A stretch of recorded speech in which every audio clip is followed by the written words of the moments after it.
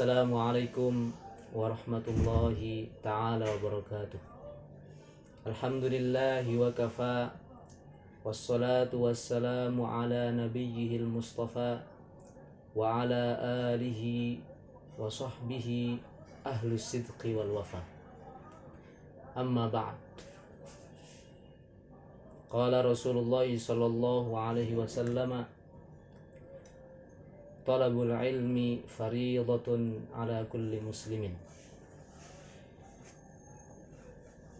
Para hadirin, para talibul ilm yang dirahmati oleh Allah, insyaallah pada kesempatan kali ini kita akan sedikit membahas tentang metode yang digunakan oleh para ahli hadis yang biasa dikenal dengan manahijul muhaddisin. Selain kita mempelajari manahij yang ditempuh oleh para ahli hadis di dalam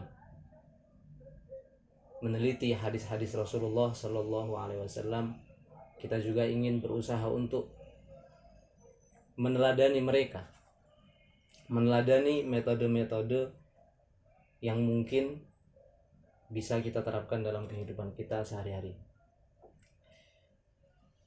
Ma'ruf ladal jami' bahwasanya ahlul hadis itu adalah tentara yang dikirimkan oleh Allah Subhanahu wa taala untuk menjaga keautentikan sebuah hadis Rasulullah sallallahu alaihi wasallam, sehingga hadis Rasulullah sallallahu alaihi wasallam terjaga sampai pada saat ini. Di sini saya akan membahas beberapa poin yang mungkin bisa memberikan manfaat kepada para pendengar, kepada para thalibul ilmi, tentang manahijul muhaddisin yang bisa kita teladani dan kita terapkan dalam kehidupan sehari-hari. Para muhaddis dalam meneliti hadis-hadis Rasulullah sallallahu alaihi wasallam memiliki manhaj yang daqiq, manhaj yang dalam, manhaj yang mundhabit, yang kalau kita terjemahkan di dalam bahasa Indonesia, manhaj yang terstruktur, manhaj yang jelas.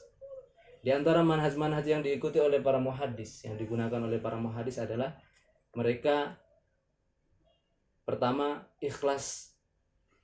ikhlasun niyah lillahi ta'ala. Para ulama mengatakan bahwasanya al-ikhlasu ruhul amal. Ikhlas adalah inti ruh dari sebuah amal. Wal ikhlasu miftahun likulli abwabin mughlaqah.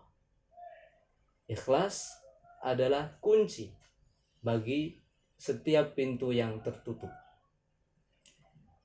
Dari prinsip inilah para ulama selalu mendasari apa yang mereka lakukan dalam berkhidmat terhadap ilmu-ilmu hadis, dalam hadis-hadis Rasulullah, dengan keikhlasan. Pertama kali yang mereka lakukan dalam melakukan segala amal untuk berkhidmat kepada hadis-hadis Rasulullah adalah mengikhlaskan niat, berusaha untuk mengikhlaskan niat murni. Ikhlas niatnya hanya untuk Allah Subhanahu wa taala. Dalam hal ini Rasulullah Shallallahu Alaihi Wasallam pun sudah menyampaikan beberapa hadis yang menunjukkan atau memberikan petunjuk kepada para umatnya untuk selalu ikhlas dalam beramal.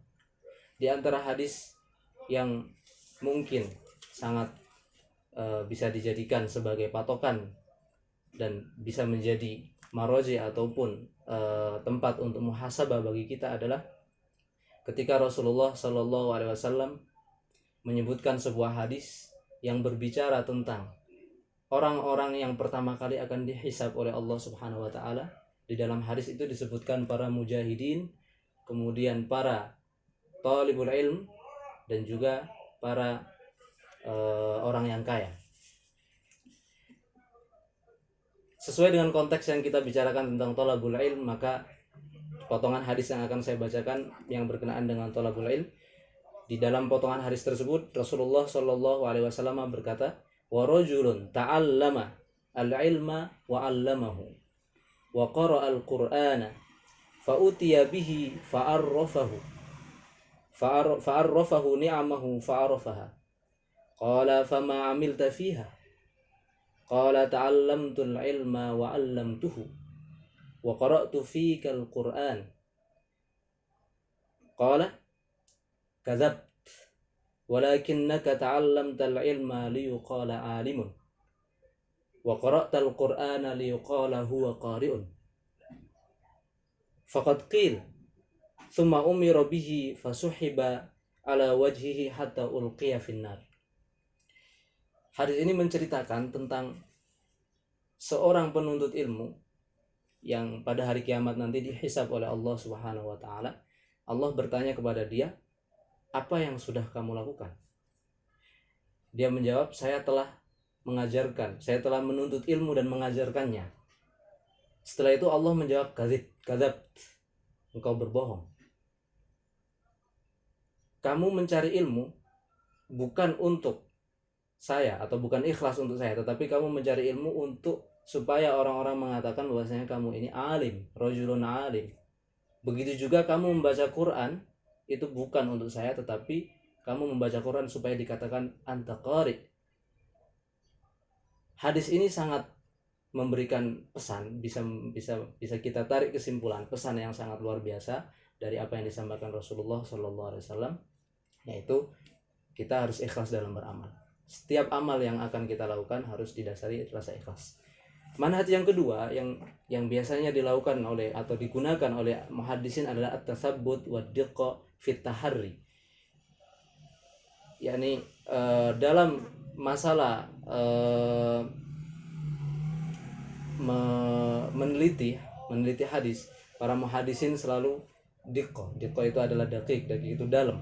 Artinya dia selalu tasabbut, selalu mencari apa yang mendasari atau selalu mencari keotentikan dari riwayat yang ditemukan.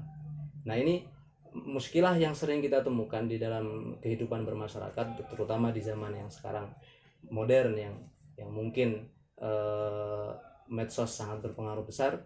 Diqqa wa tasabbut atau diqqa wa tasabbut fit tahari atau tasabbut wa diqqa fit tahari ini sangat penting. Contohnya kita sering sekali menerima kabar-kabar hoax yang ada di media sosial, kemudian kita sebarkan tanpa kita mengklarifikasi atau tanpa kita melihat apakah khobar ataupun berita yang kita sebarkan itu benar atau tidak. Itu manhaj yang kedua yang bisa kita ambil pelajaran dan kita teladani dari para muhaddisin adalah ad-diqqatu wa taharri di dalam mengklarifikasi khobar, berita, hadis itu benar atau tidak. Kemudian manhaj ketiga yang bisa kita teladani dari para muhaddisin adalah al-ihtiyat.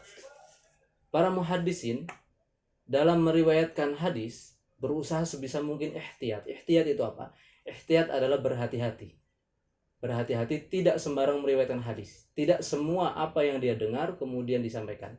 Makanya ada sebuah maqalah yang sangat masyhur, yang sangat terkenal di kalangan thalabatul ilm, yang mengatakan bahwasanya kafa bil mar'i kaziban an yuhadditsa bikulli ma sami'a.